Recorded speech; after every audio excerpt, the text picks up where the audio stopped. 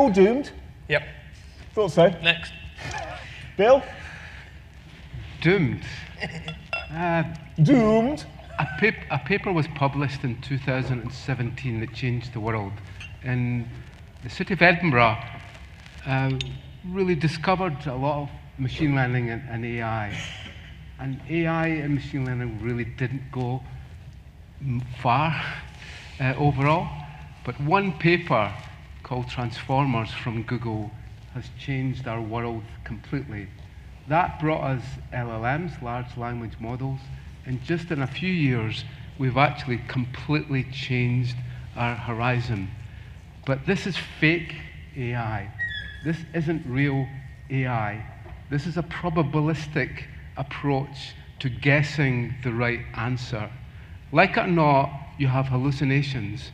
And if you think you can run your cybersecurity system knowing that one little hallucination could actually delete all of your data and all of your backups, as what happened recently with a company, then you really are kidding yourselves on. And it really worries me that CEOs and C-level executives think that GenAI is the answer to replacing human intelligence. It isn't. It's a template, and it's a probabilistic approach, and it's based on the learning that the model has actually had. That learning itself has problems in its ethics, in its diversity, and really we're moving a lot towards the west coast of the US, really running our whole GenAI infrastructure. I don't know if anyone saw the program last night and the move towards tech driving our political system. It really is quite worrying overall. The power that is in the hands of just a few companies. And like it or not, it's UK SMEs and Scottish SMEs which actually pay for our taxes for our schools. So my big worry is that we're increasingly moving towards big tech industries, and we're moving towards GenAI becoming another more powerful entity. I worry from an education point of view that our kids are growing up and they're not going to be deep learning anymore. I worry from my students' point of view that they're going straight to GenAI and producing a whole report without ever learning one little thing. And I can spot it a mile away, because at the current time, the citations are hallucinations. I can spot it easily because I just go to the citations now, and they look fine, but when I check them, they're completely wrong. That's how much checking a student is doing, that they can actually submit something without actually checking it. So I really worry for our society, generally, from an education point of view, and also from an innovation point of view. I think we're squeezing out our SMEs, and we're moving more towards these precious companies really dominating our market. Matt, in your work, where your organisation, 311 Institute, is working with some of these large companies, do you share some of these concerns? Are these things that you're voicing to them, or do you recognise these exist? So I share the concerns, but everything has two sides. So for example, when we have a look at, so last week I was at Google, and we were talking about the future of artificial intelligence that Google makes. We were talking about the future of work and the impact of AI on Google's own workforce, which was ironic. And then we're talking about the entire restructuring of Google because of AI. Now, when you have a look at the news headlines, we have kind of two futures ahead of us from an artificial intelligence perspective. You have autonomous killer robots, or should we say automated killer robots, and we have redundancies coming.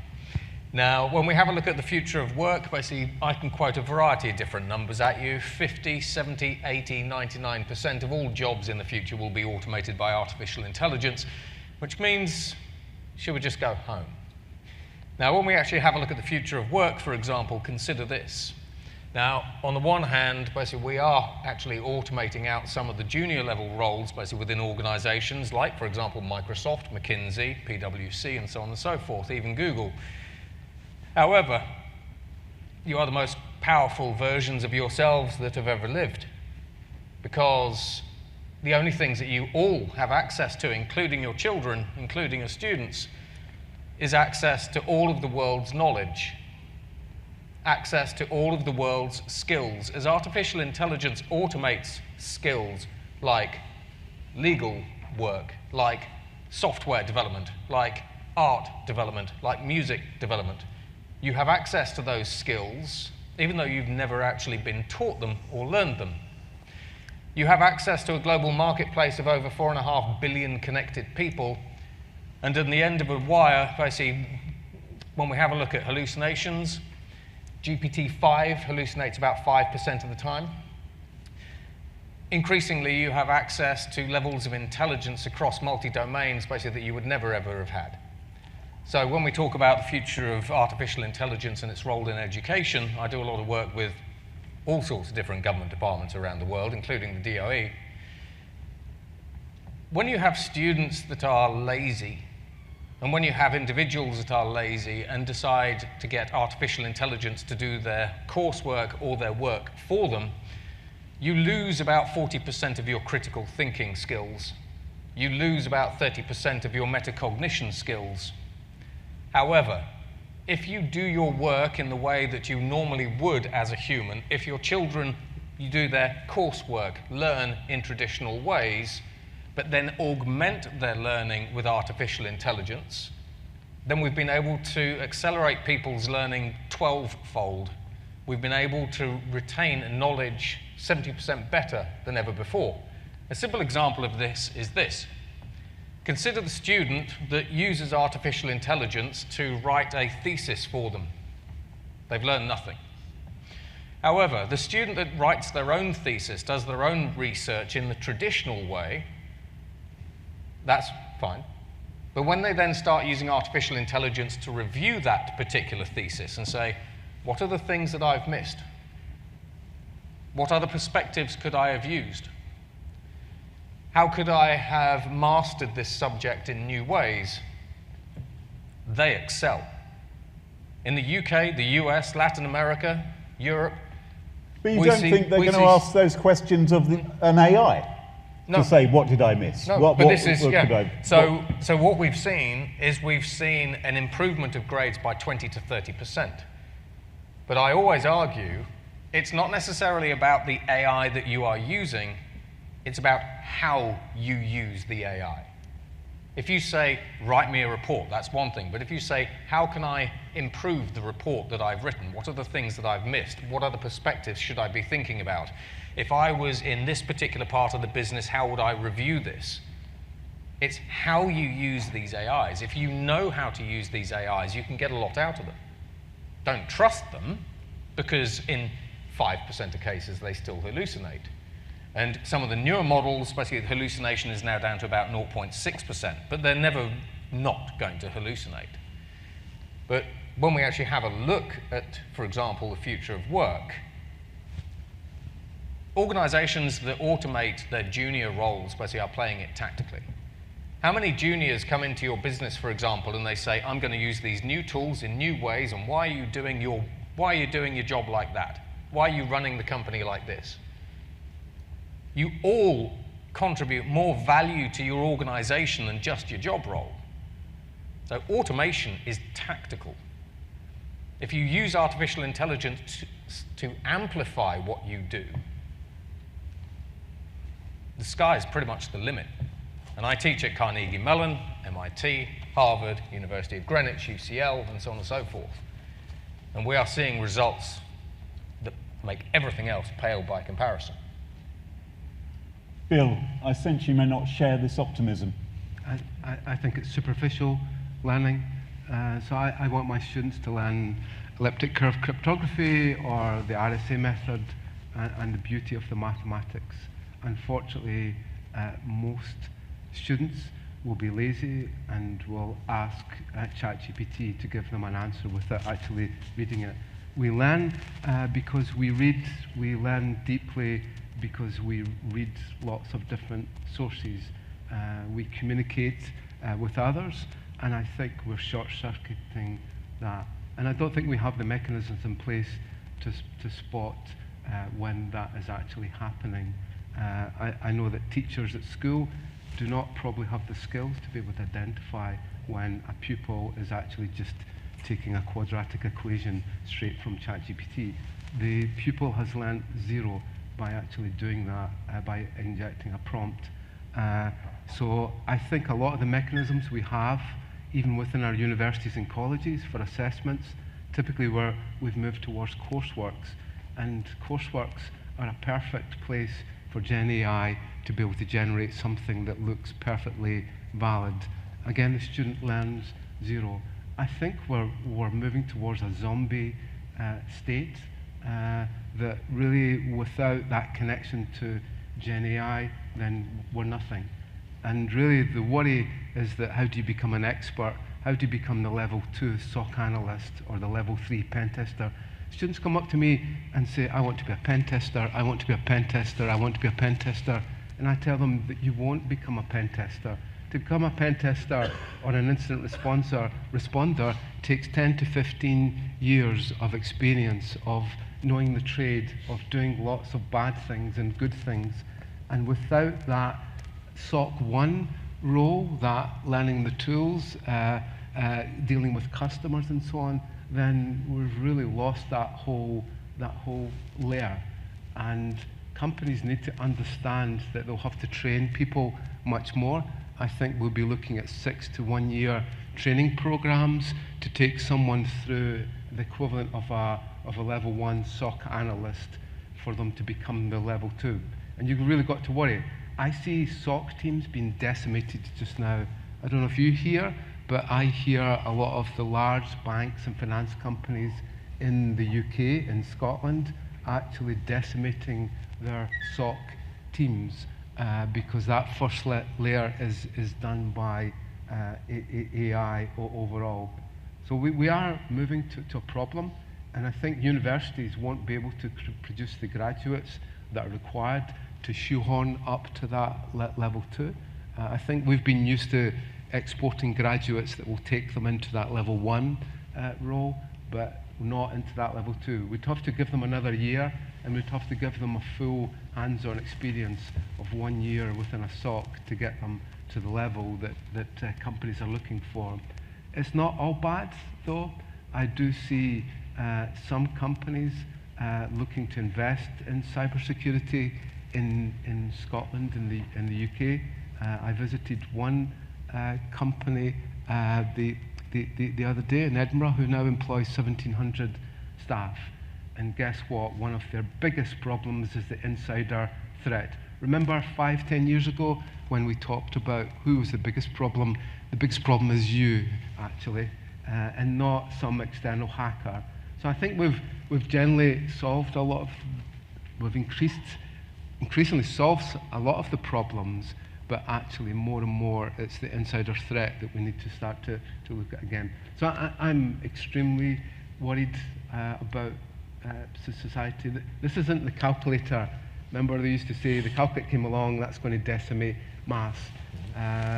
This isn't the same type of thing. This decimates every single subject. ChatGPT 4 can actually pass every single A-level exam and every exam at MIT for their undergraduate electrical engineering course. So if someone wants to pass every exam, then if they're able, they'll just turn to ChatGPT and learn zero. Okay, we've got a lot of people here from across Scotland and, of course, beyond. I'm interested in your views here. Do you think this is actually impacting your organisation? Are you, hands up who's actually worried about this in terms of recruiting members of your security team and where they may be coming from in the future? Is this something that worries you about AI? Nobody at all. Nobody fears anything. Oh, excellent. So you've got a concern. Maybe we can get a microphone. Where's the chap with the microphone? There he is. Oh no, there's one closer. He's running to you, a bit like Yasmin Bleeth in Baywatch, across the golden sands. No, completely agree with what Bill's saying there, and there is areas, as we've all spoken about over the last couple of days, but I fear that we're not bringing on people that have got the ability to go and learn. It's the quality of thinking that's the concern, you know, and not having people that can think on their feet independently in action. Fortunately, I've got a team that are strong in that respect, and the future of AI does concern me in that respect too. Because I used to be a programmer. One thing I can tell you, okay, we're amongst friends here. Huddle up, right? I'm really, really freaking lazy, right? Don't tell my wife. So lazy. I will do anything to take a shortcut if I can. And I remember as a programmer, I was like that. And back then, we didn't even have Google, right, to go and search for something. And I think if I had AI, oh, yes, I'd get AI to write my code for me, and yes, I would trust it. And surely this new generation are going to be doing that as well. And if they don't, the risk is that the employers will just recruit people. Clearly, some people are concerned about this, Matt. How are we going to make people feel more comfortable with AI getting more into the workplace and maybe disrupting some of these existing roles and the ways in which we work? Well, so increasingly, what I'm advising organisations to do basically is you hire for character. That's me done. Yeah.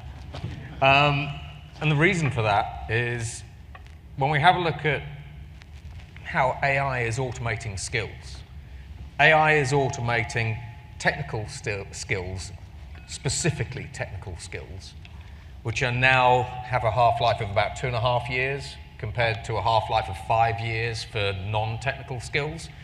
AI is automating technical skills 66% faster today than it was 5 years ago.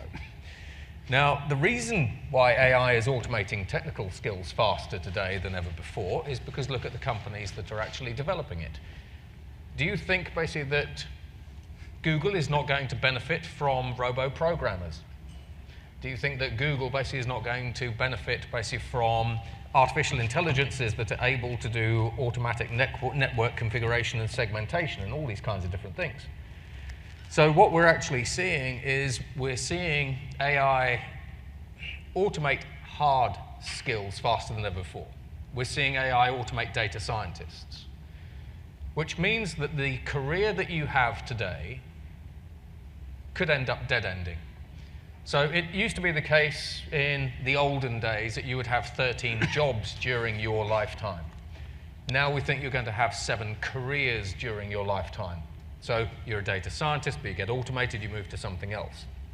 So what we're seeing, maybe quantum data science. So what we're actually seeing is increasingly hard skills will be swappable. You will need to be able to swap in and out hard skills faster than ever before. But you need absolutely solid soft skills. Now, this comes down to things like resourcefulness, grit, determination, character, or it comes down to entrepreneurship. It comes down to all these things. Collaboration with AI and machines. It comes down to empathy. But ultimately, you want to be bringing people into the organization that have a passion for what your organization does. They have the right character. They have the right attitude to learning. They want to learn more, faster, and all these kinds of different things. Because if you take people that have the raw fundamentals, then you can use learning and development programs. It's not just about AI. You can use learning and development programs to teach them some of the skills that they might need on the job. AI can take people to sort of 101, 201 level, depending on what they're doing, but it doesn't give them the experience of sitting in an actual SOC under pressure, this sort of stuff. That's what you give them by sitting them in those hot seats. So increasingly, more and more organizations are looking to hire for character. Do we like you? Can you collaborate with other people in the organization? Do you add value? Are you passionate about what we actually do and our mission? Can you learn fast? Do you have the right attitude? Because if you've got those, you'll know within your organization, we were talking about it earlier, if you have people basically who are passionate, fast learners, who have the right attitude and the right character and the right mentality, and they say, yes, I want to learn more. I don't mind about changing things fast. I don't mind about adapting. I like adapting. And you can take them anywhere within an organization. But if you have somebody who fundamentally sort of sits on their butt basically and says, you know what, I want to get paid for a job, I'm lazy, I don't care about learning, don't care about the organisation, then do you really want them in the organisation in the first place? You hire for character first, and the rest is learning and development. And that's either through whatever learning and development programs you have, on the job training, mentoring, and all that kind of stuff. Bill, at your university, are you doing it all wrong? You're teaching people knowledge. That's where you're going wrong, mate. Yeah. You need to improve their character a bit. You need to rethink your career, Bill. You've left it a bit late, to be honest. Yeah. Without being too personal. Yeah. Well, we're seeing this at the University of Oxford. So we're actually transforming University of Oxford and Cambridge because increasingly more and more employers, corporate organisations are coming to universities and saying, it used to be the case we wanted you to teach our graduates hard skills. It was like sort of 75% hard skills, 25% soft skills. But now increasingly corporations are coming and saying, we want you to be teaching more soft skills, and then we will teach them when they're on the job. And a lot of universities are kind of having this sort of existential crisis moment, basically, where we're seeing declining revenues, declining student involvement. But also a lot of organizations like Carnegie Mellon, for example, are saying as artificial intelligence eats into software development, computer sciences and everything else, are we teaching the right stuff? So there are these sort of seat changes. A lot of the people that are coming into universities now, not necessarily in quantum, but a lot of the problems we're seeing with students coming into university now is they come into university in the year 2025, by the time they're leaving university at 2028, 2029, 2030, the world's moved on. So increasingly a lot of universities are struggling on how do they actually adapt basically to a world that is changing faster than ever before, whether that's from a technology perspective, a political perspective, a business perspective. When we have a look at Oxford SAID, for example, we're already at the point where we're using AI to start micro businesses. How do you lead an organization that, in Sam Altman's own words, is a multi-billion-dollar organization with one person that was built by AI? When we look at AGI, Sam Altman's definition of AGI is an artificial intelligence that outperforms all humans at all economically valuable work. When we look at AGI towards the year 2030, we're looking at AIs with an IQ of about 1,600. How do we actually compete? So this is the work that I'm doing with organizations like Google and Walmart and Pepsi and all these other kind of organizations, because fundamentally, as humans, we can't just pack up and leave and let the machines win. In which case, it's about the right character. It's about being able to see what's coming, adapting and learning at speed. Those are the fundamental blocks. If you can adapt and learn at speed, then what changes is just, what do I teach you? How long are those companies going to keep listening to you, Matt, rather than speak to this AI with an IQ of 1,600? Ages, because basically I've nobbled the AI. I know how to do that. Bill, what do you think of all this? I can't help feeling that once I've entered my next career path, because apparently we're going to have lots and lots of different careers in the future, which is a commonly held view, that after I've stopped being a podcast host and chair of NISC Farside Chats, I'll become an HR director, and of course I'll be dealing with these thousands of CVs coming in, trying to determine who's got the best character. You know what I'm going to do, where I'm going to funnel all those CVs into to get a quick answer as to who's got the best character. I'm going to use an AI. But Bill, what do you think to all this? It feels like a slippery slope, mate, doesn't it? How are we going to get ourselves out of this?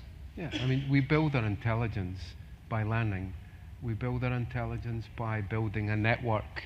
We play about with Raspberry Pis, we investigate operating systems, we ping and we nmap and we make mistakes. So in our labs, we show the students how to set up a network, how to set up firewalls, and so on. And most of the time, they will not get that correct. They learn debug skills. It doesn't automatically work. So we learn by our mistakes. We learn by interacting with others. I think we would end up with a shell of an education system if we actually said that we didn't want our kids to learn English and maths and history and physics and biology, and all we need is character. I mean, if that's what society wants, then we'll have to destroy. But I can assure you the most successful societies in the world are ones with hard-working kids who will generally study hard, who will still be using the traditional methods, who will still be having good teachers who are very knowledgeable in the subject. So why do students listen to me? Because I know a lot about my subject. They could turn to GenAI straight away, but I actually know the in-depth knowledge. I can innovate, I can do research, I can read papers, and so on. There is a limit, and I think if we think that GenAI actually doesn't have a limit, all it is doing is to look at Reddit and Stack Overflow, and it's cribbing out those notes that we have created in the past. So it's our intellect that's actually going into the probabilistic nature of GenAI, and all that's coming out is the same old stuff. So I still go to Stack Overflow because I actually do want to learn how to do certain things. If I was to learn a new technique in cryptography and I went to GenAI and it created it for me, I have zero learning there. So I like the hard work of actually learning, of breaking things, of fixing things, and so on. We're humans, we need to be stimulated. What do we need for our kids? We want them to have good teachers. What do we want from at the NHS? We want good GPs and good clinicians. We need good mentors, and I think you can't take the human out of the loop. If you take humans out of education, you end up with a soulless nothingness that really is a GenAI generator for grading automated systems, and we become a robot state. So I really think we need to think about developing deep hard skills. There's nothing wrong with learning hard skills, and I'm sure the industry wants students to still have those hard skills. They just might not apply into the areas that they've actually learned in, but to learn the concept of a firewall, to debug a firewall, to understand how it works, is a really important thing to understand. Matt, if we accept that AI is clearly going to replace some people's jobs, right? Which I think we're all kind of agreed on, and people are going to have to adapt or find the right place for themselves. If some of those people currently have cyber skills and know how to code and maybe have had experience inside organizations as well, is there a danger that those people, when they see their next mortgage bill come in, and they're not getting a salary anymore because maybe they haven't adapted, or maybe there's too many people who are looking for these particular jobs, is there a danger those people may actually become the new cyber criminals themselves? Use some of those tools, some of their insider knowledge which they had inside those companies. Is there a risk that we could actually create this next generation of cyber criminals? There is, but I think generally if you actually work within the cybersecurity industry, then it's because you are partly driven at least to protect. So I think you would have to have, I think the individual would have to have a life-changing moment basically to move from the role of protection to offense. However, when we actually have a look at money as the motivator, money is a massive motivator. 1.5 billion people on the planet survive on less than $2 a day. This is partly why, as we bring another sort of 500 to 2 billion people, 500 million to 2 billion people online, we can see a massive increase in the number of people who are running AI-based, scams, frauds, and everything else. Because when we have a look at the schools basically in Nigeria that are teaching people how to hack and defraud others, I can say, hey, you're on $2 a day today. If you target a rich Westerner and you get $1,000, would you like that? I work basically in these countries. It's very difficult to make an economic argument basically that someone who's in the informal economy earning $2 a day basically should stay on $2 a day or $3 a day when they can't feed their kids. So I think generally anyone that's working within the cybersecurity industry will be able to adapt, provided you can learn at speed and provided you are given the opportunity, because it's all very well being a master in the job that you do today or in your career, but if people aren't giving you opportunities to move from this job to this job, or if you're made redundant because through automation or just general redundancy, and no one stands up an opportunity for you, then yes, ultimately the banks are going to be coming for you, and ultimately it's going to be down to you to think, at what point do I cross the line and I use my insider knowledge to become a criminal? But then similarly, basically, when we actually have a look at these skills, and I've seen lots of people being made redundant over the past 2 weeks, technology also gives you the platform.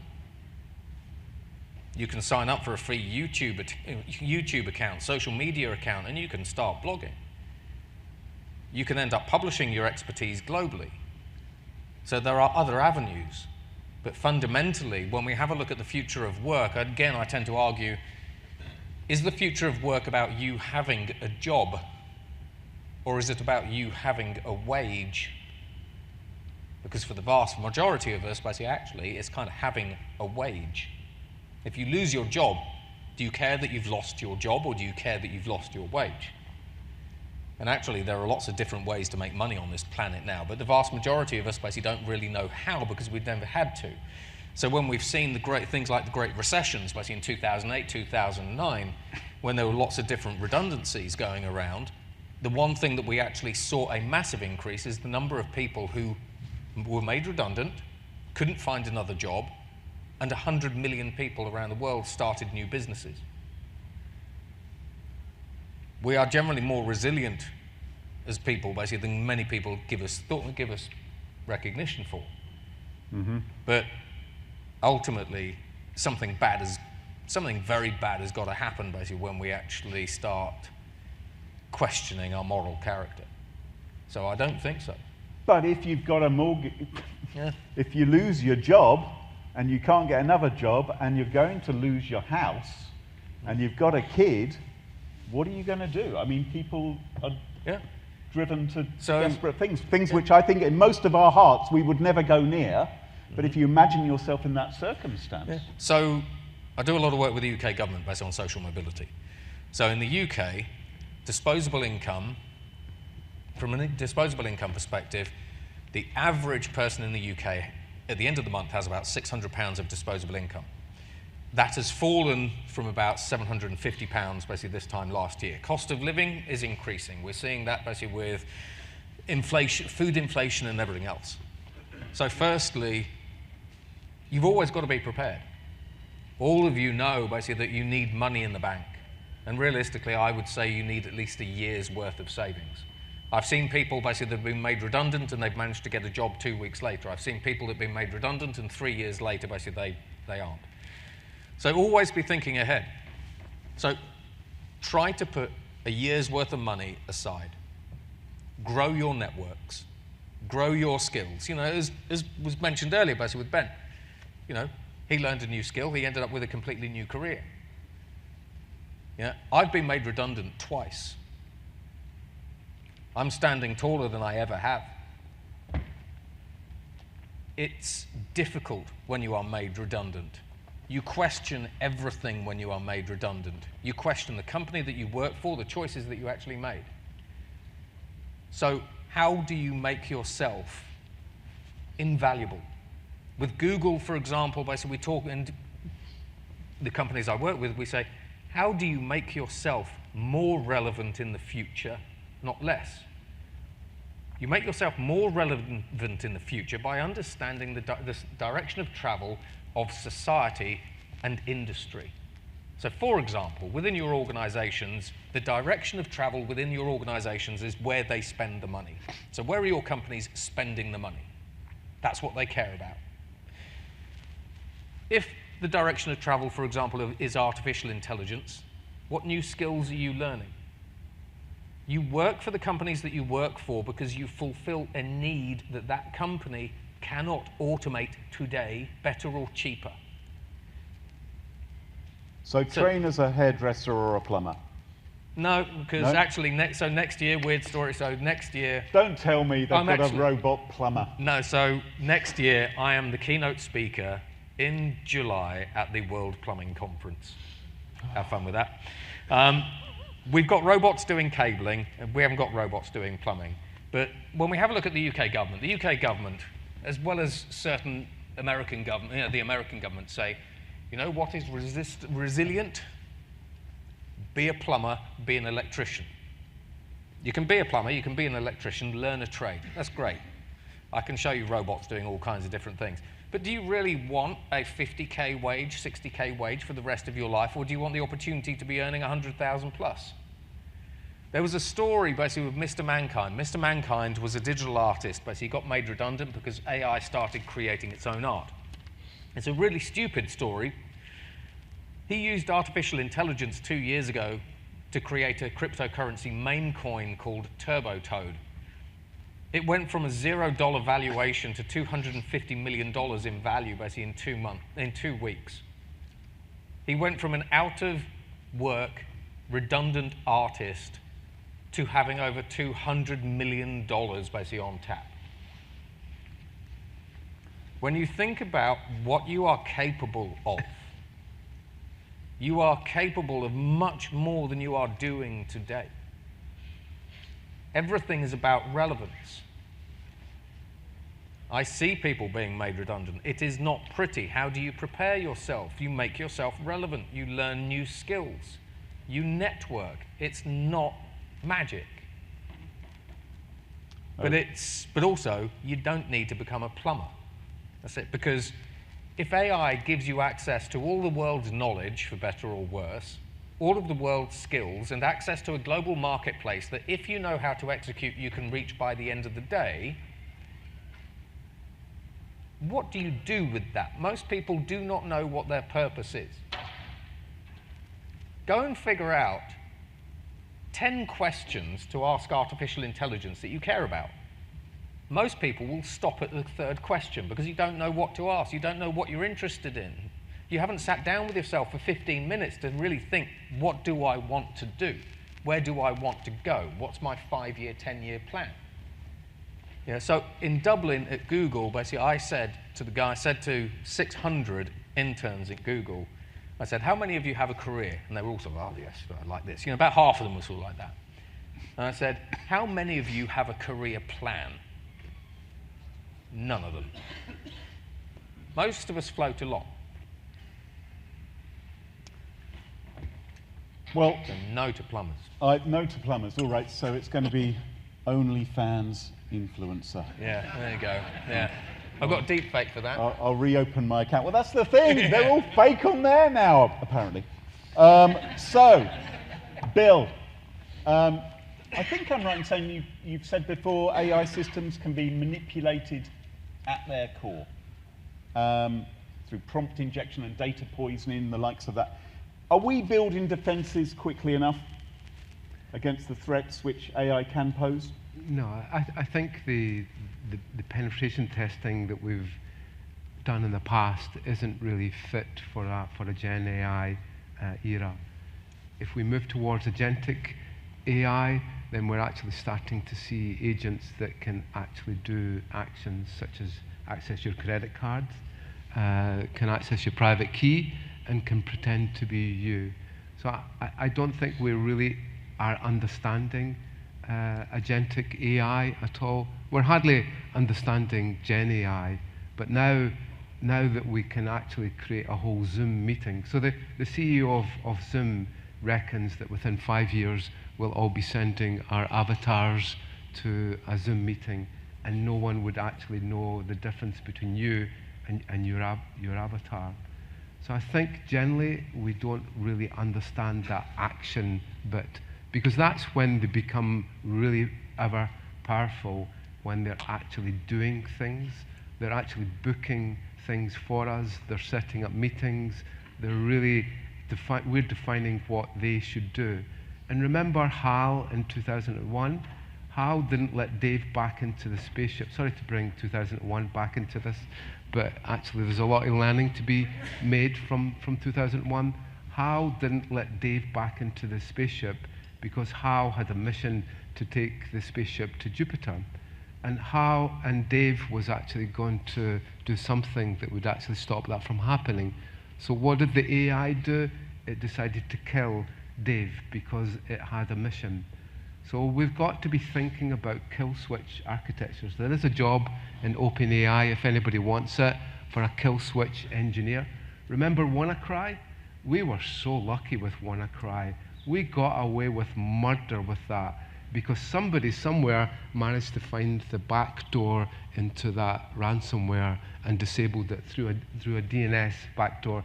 It was a bit dodgy that the person who found it actually was able to find it, but let's not go there.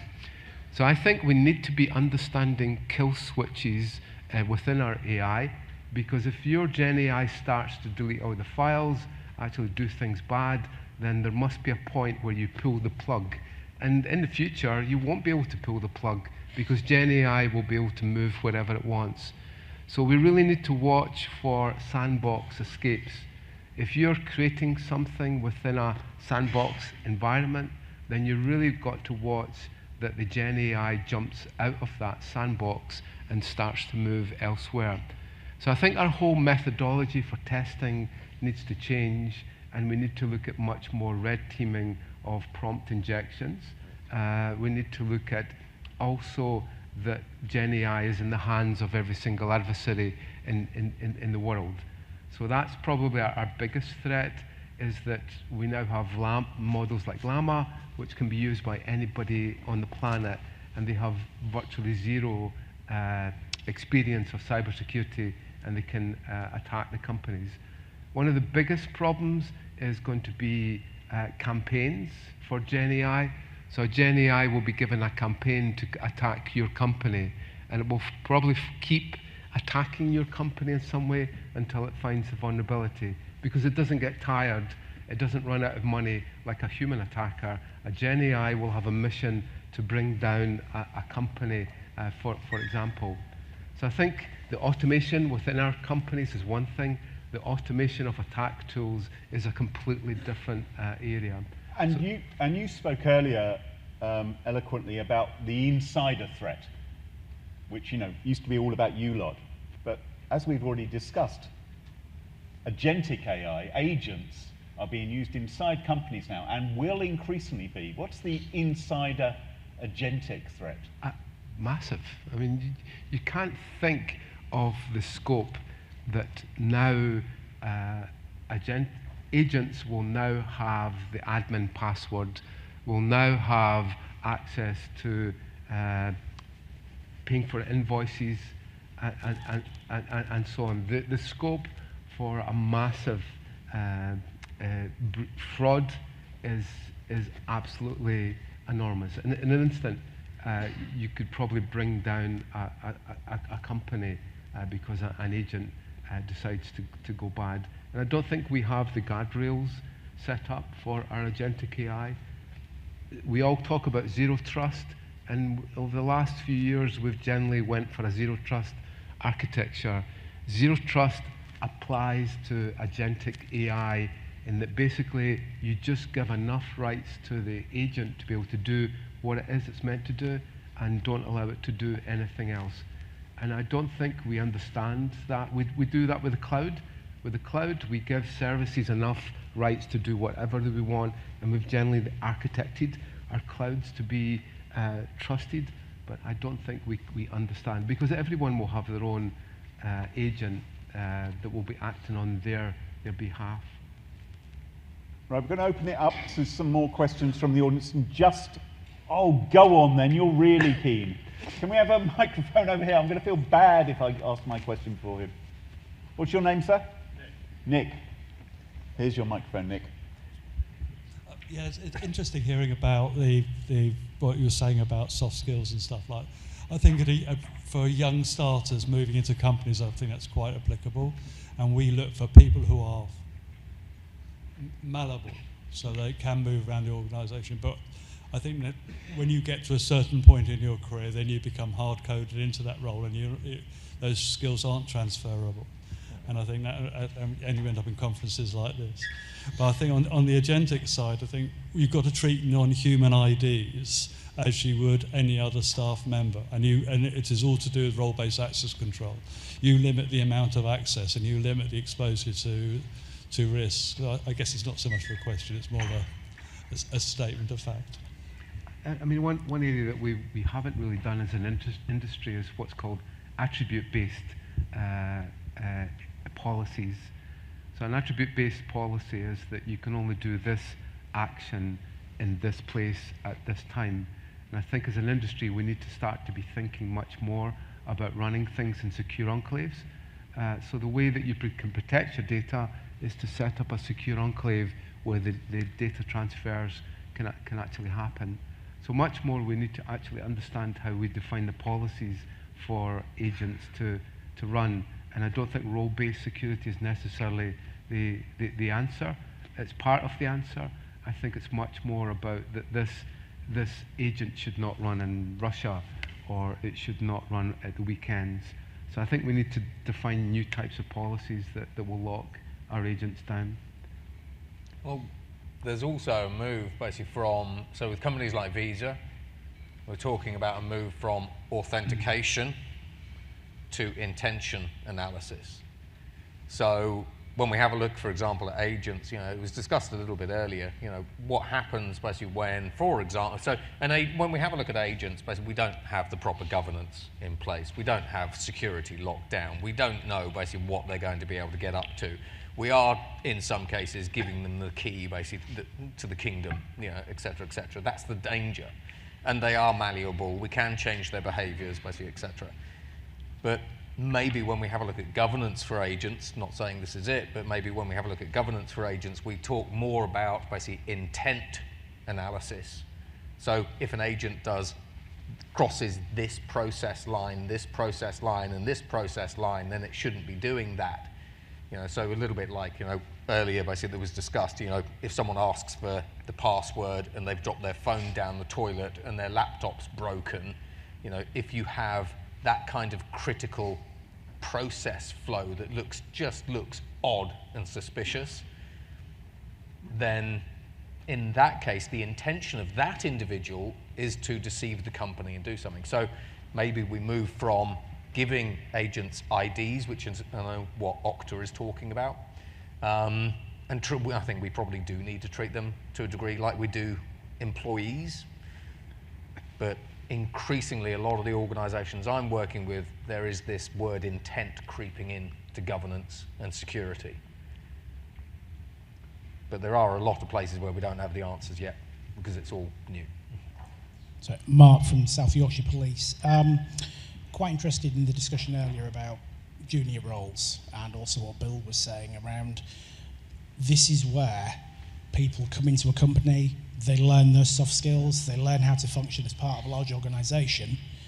If you're going to automate out all of those junior roles, how do people get into work? Are we not at risk of having a generation that has no entry point into business? It's bad enough at the moment where you need 10 years skill in something that came about 5 years ago to get a senior role, but if you eliminate the junior roles, how do people get into a job? How do they actually learn those skills to then move up to a senior role? I understand what you said, Matt, about those skills and transferable, and people that are in business, learn new things and get on those treadmill. Yeah. But you come straight out of university, if there's no job for you, the only option you have is the Nigerian route, and you're trying to hack people. What is the answer to that? Yeah. So, no, it's a great question.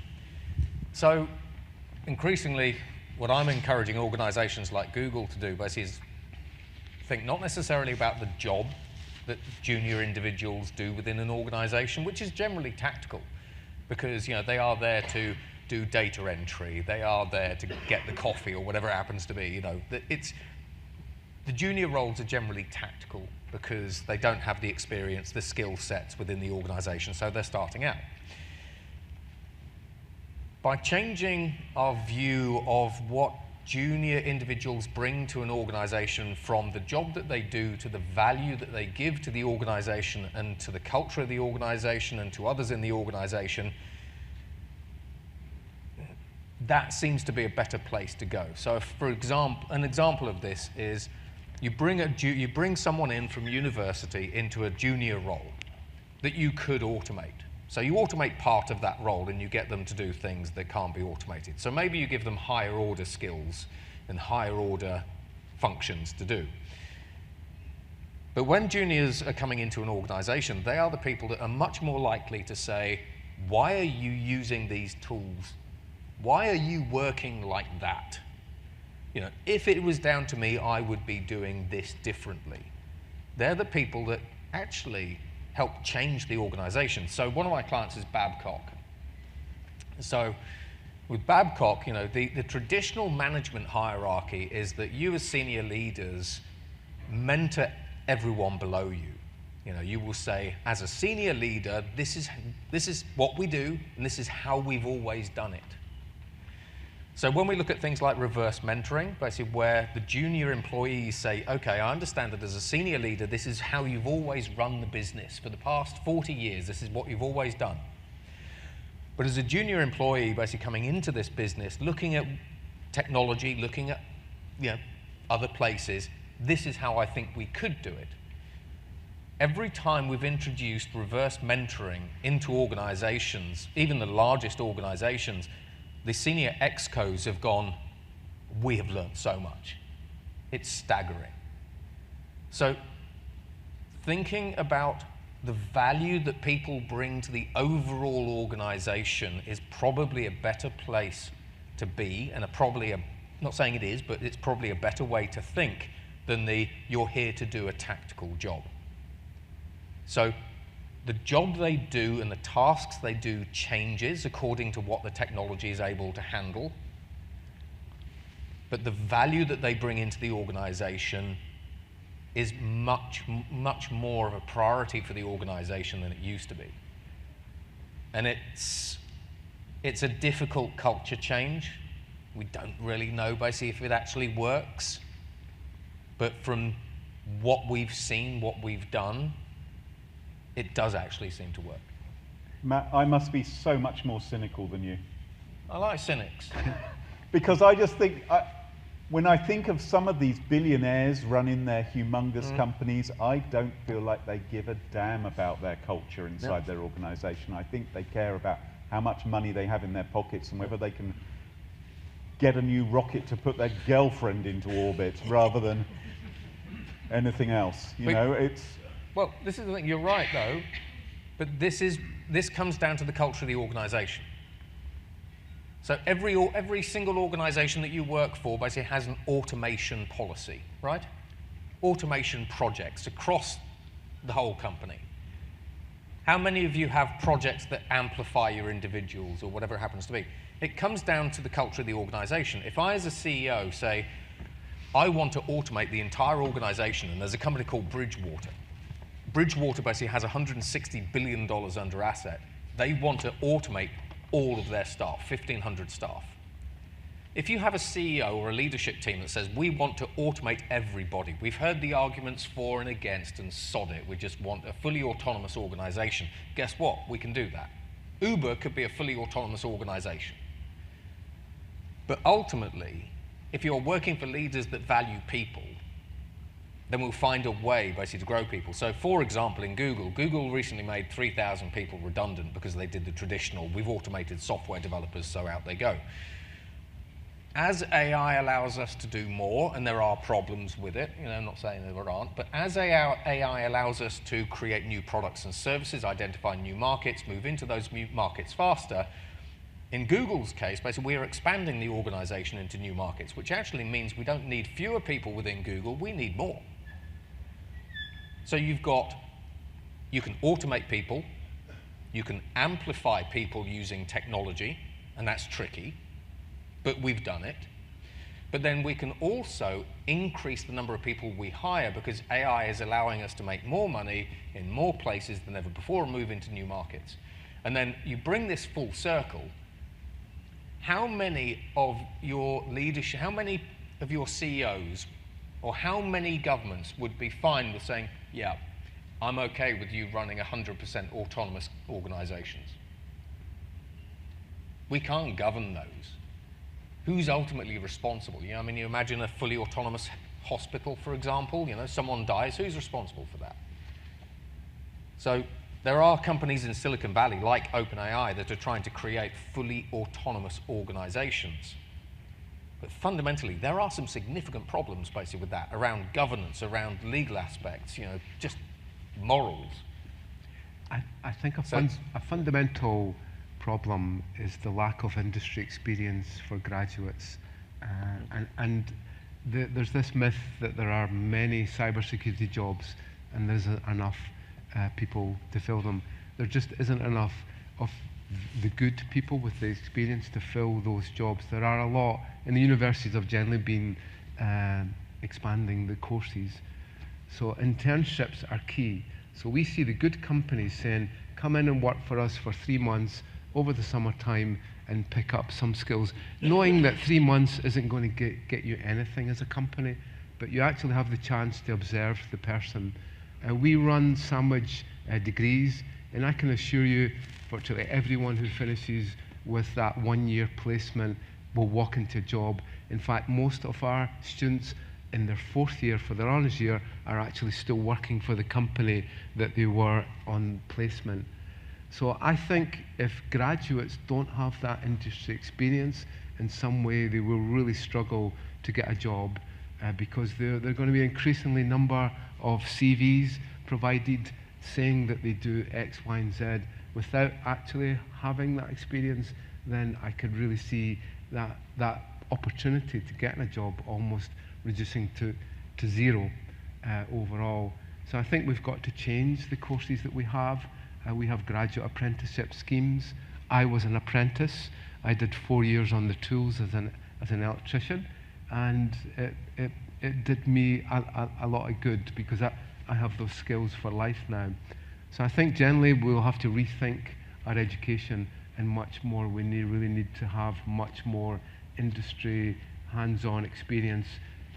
In our courses we focus a lot on practical experience, and I think without that then you're missing a lot in cognitive development. I'm going to have to draw the conversation, fascinating is, to a close because I'm getting signs from the back. Somebody needs to go and catch a plane back to London who is on this stage. So we'll have to handle that. Just before we go, all I want is a maximum of 3 words from each of you, okay? Bill, you gave us a fascinating talk earlier about quantum computing, breaking encryption and things like that. Should we be genuinely worried? We are doomed. We are doomed. Excellent. Doomed. And Matt. I'm sorry, I watched Dad's Army last night. So. Oh, wonderful. Matt, is the future looking bright? As a futurologist. Yes.